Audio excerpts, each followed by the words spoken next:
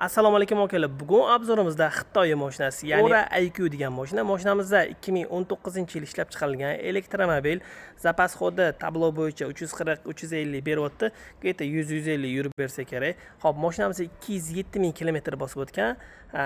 Ya'ni motor korobkasi deymiz, ya'ni elektr batareykasi, korobkasi zo'r, hadovoyda ozgincha mayda-chuyda ishi bor. Narxini eshitasizlarmi? Narxi atiga 6800 AQSh dollari. Bemalol murojaat qilsanglar bo'ladi. Endi mashinani bitib ko'ramiz. Mana buni clearance-ni qaranglar, balandligini juda ham chiroyli, katta mashina.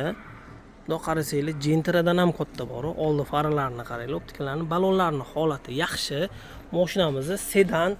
Okalar, narxi bilan 6800 dollar. Eng qizig'i 220 voltdan zaryadka oladi va zaryadkalargacha beriladi. Orqa rakursini ko'rsanglar bo'ladi, bagaji ham bor va optikalari. Bagaji ham kattagina.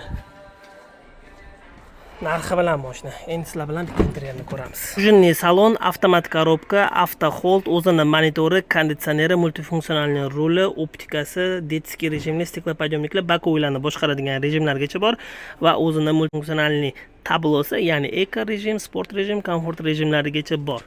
Okalar, 6800 dollarga elektromobil bosib boradigan joyi. Ora IQ